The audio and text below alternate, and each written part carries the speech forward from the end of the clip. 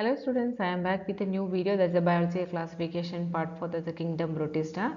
I think you guys followed went through my previous videos, and today we can go through the Kingdom Protista. Okay. And before going to directly the Kingdom Protista, we can just recall about what is a protist. Okay, protists, they are a simple eukaryotic organism. Eukaryotic means means true, karyo means nucleus. So they possess the true nucleus, and that is not an animal, plant or fungus. They are not an animal, they are not a plant, not a fungus. They are unicellular in nature, but can also be found as a colonies of the cells. They are unicellular in nature, but can also be found as a colonies, and they can be prototrophic, and that is generally called as algae, that is prepare their own food. Heterotrophic, that depends on other organisms, they are called protozoans, and they live in the water, damp, terrestrial environment, as well as even as a parasite. They are phototrophic, heterotrophic, as well as a parasitic forms, and they live in the water, damp, terrestrial environment. They are the unicellular or simple unicellular organisms, and they are unicellular forms, but can also be seen as a multicellular forms.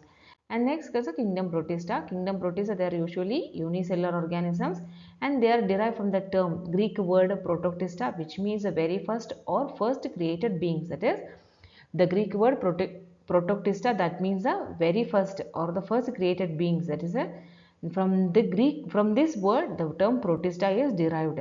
And the cell of these organisms, they contain the well defined nucleus as well as a membrane bound cell organelles. That is they have a well defined nucleus, that is a nuclear membrane is surrounded the DNA or the genetic material, and membrane bound organelles also present in the Kingdom Protista. And some have the flagella or the cilia that aid in the locomotion. There is a flagella, there is a long slender hair like appendage, that is from the one end or two end. They appear in the few numbers, one or few numbers, that is mainly aid in the locomotion. Or cilia that also perform the same function as that is adhesion, that is attachment as well as the locomotion, but they are the smaller than the flagella and numerous in the numbers. There is a short hair-like appendage all over the body, and a few in many in numbers, numerous in numbers. And this kingdom forms the link between plants and animals and fungi.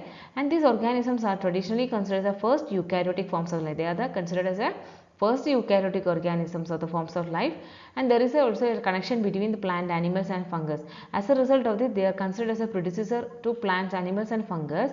We can trace a gene found in the modern animals and the plants to these ancient organisms. That is, we can trace some genes that is present in the modern animals and plants to the ancient organisms, as they have a considered as a predecessor to plants and animals and fungi. The characteristic of the Kingdom Protista, they are single-celled eukaryotic organisms, that is a unicellular. Some can be multicellular, can be also seen, and they have a well-defined nucleus that is enclosed in a nuclear membrane. They are primarily aquatic and present in the soil as well as the moist areas.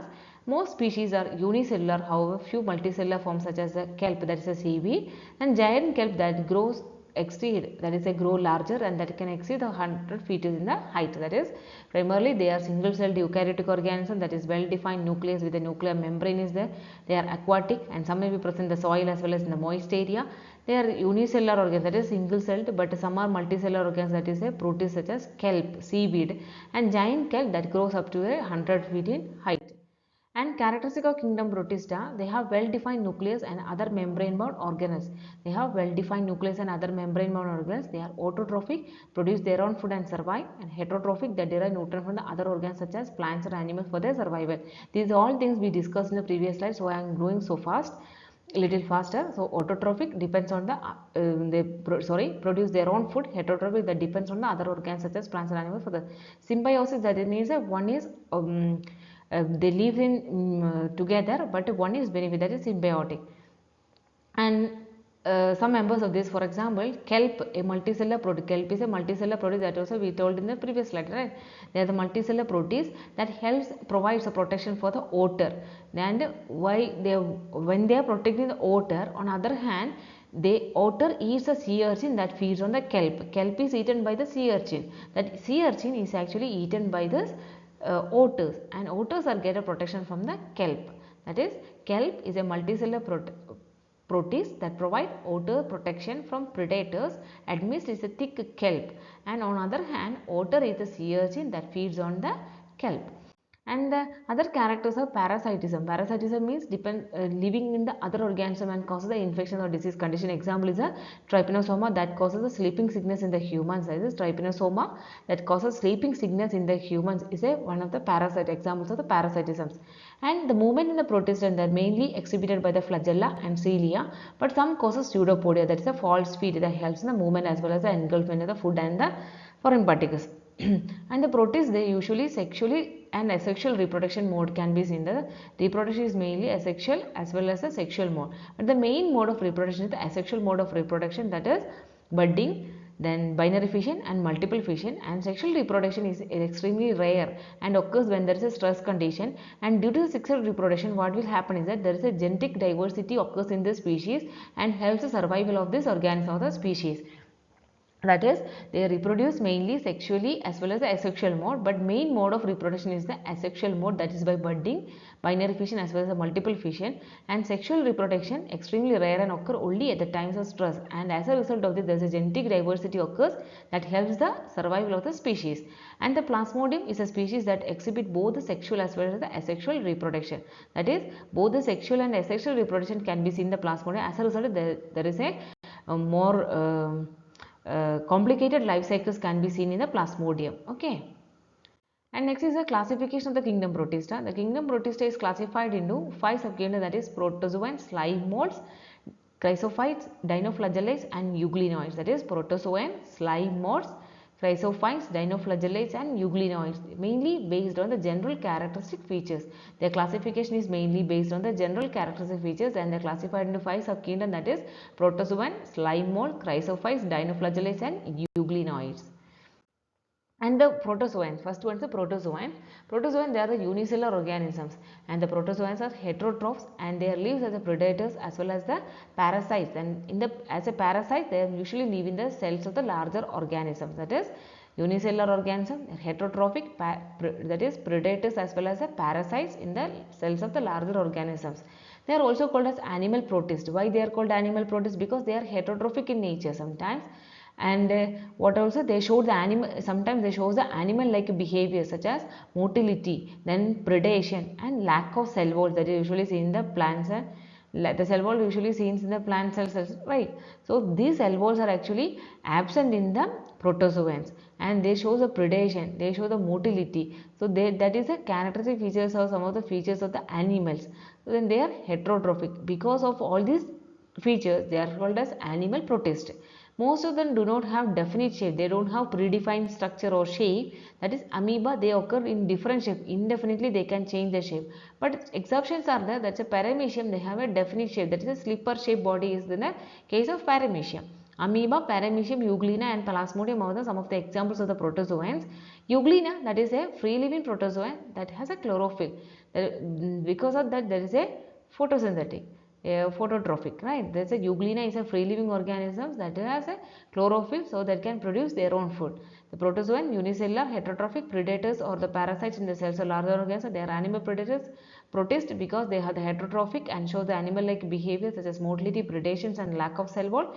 They don't have the definite shape or the definite structures as amoeba that indefinitely change their shape. Paramecium has a definite shape, that's a slipper shape. Amoeba, paramecium and Euglena, Plasmodium are some of the examples of protozoans.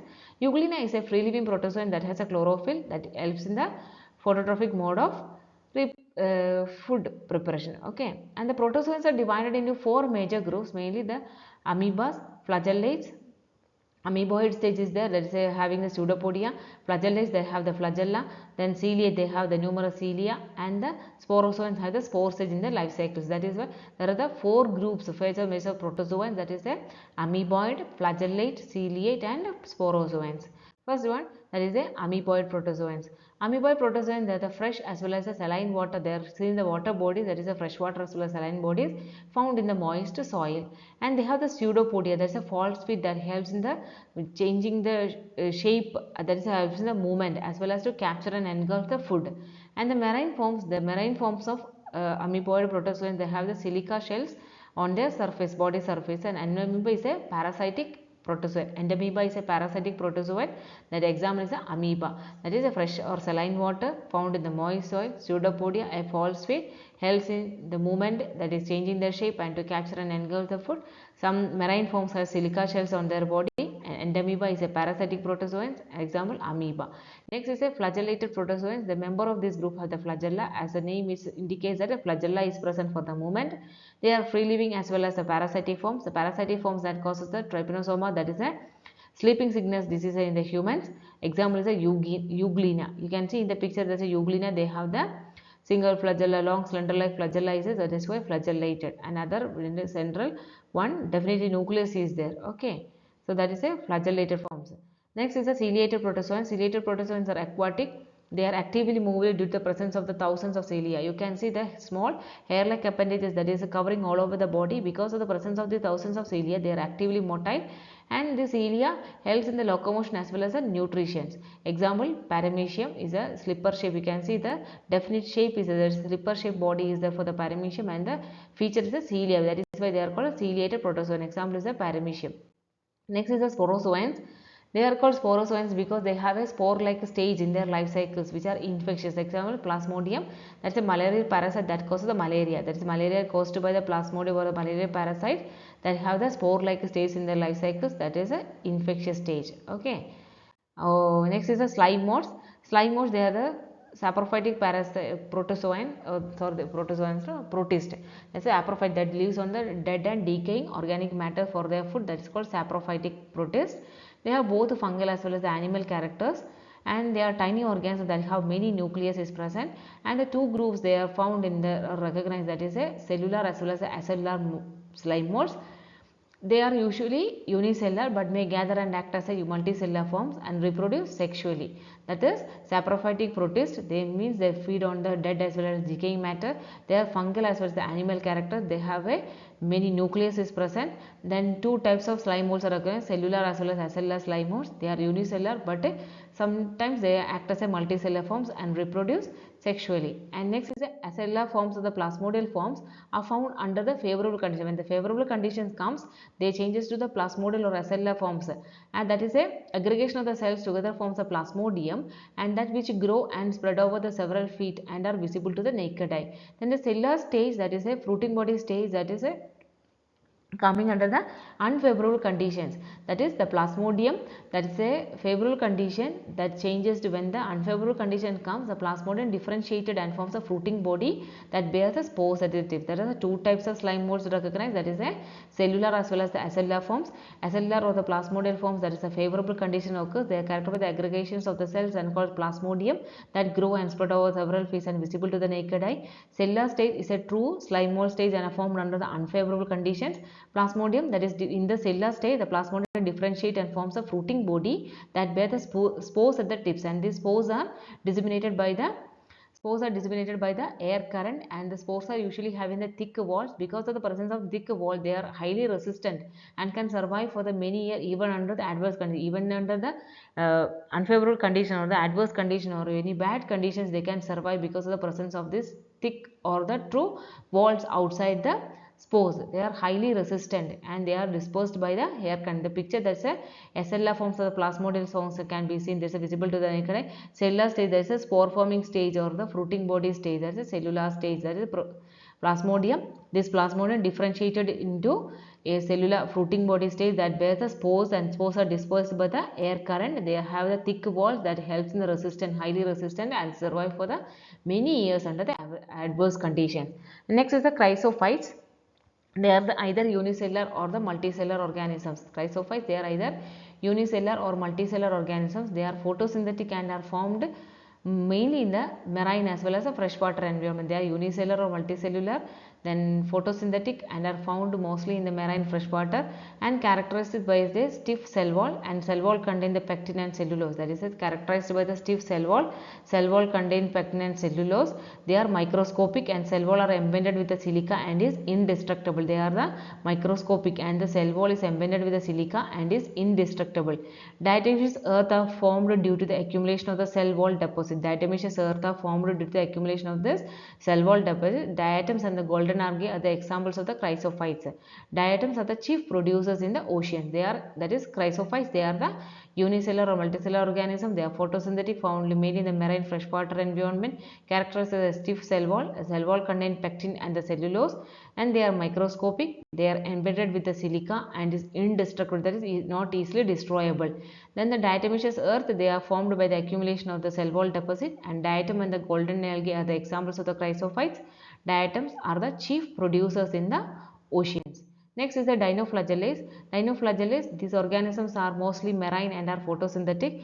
Organisms are mostly marine and photosynthetic, found in different colors due to the presence of the major pigment present in their cells. Depending on the major pigment present, they appear as a different colors: yellow, green, brown, blue or red.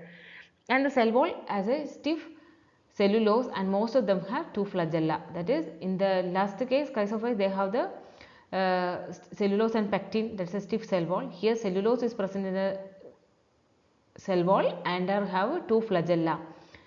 Gonialax, that belongs to the red dinoflagellates. That is a Gonialax, that is a belongs to red dinoflagellates. They show the bioluminescence and are known to cause the red tides as they divide rapidly and the sea appears red. That is, they are the responsible for the red tides. That is, when these organisms, they rapid multiplication or the multiplication indefinitely, they multiply and the sea appears in the red color, that is called as a red tides, mainly by the red dinoflagellates Gonialax. And it secretes a poisonous toxin, that are saxitoxins, that causes the paralysis in the humans and also toxic to the marine animals such as the fishes. That is, it secretes a poisonous substance called as a saxitoxins, that is actually causes the paralysis in the humans and also toxic to the marine animals like fishes.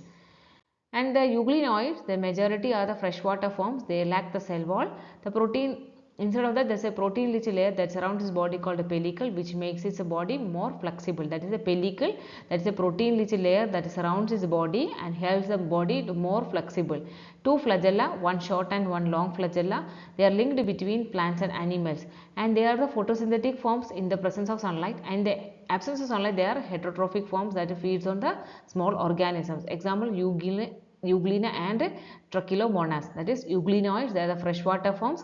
They lack the cell wall and they are surrounded by a rich protein layer that is called pellicle that helps the body more flexible. Two flagella, one short and one long, and linked between plants and animals. They are photosynthetic in the presence of sunlight, and in the absence of sunlight they act as a heterotrophs that feeds on the small organisms, Euglena and Trachylomonas. And this is a slide showing the some of the examples or the picture of the examples that is given. Gonialax, that is the dinoflagellates, you can see here, that is a red dinoflagellates, red tide causes the red tides due to their indefinite multiplication inside the sea.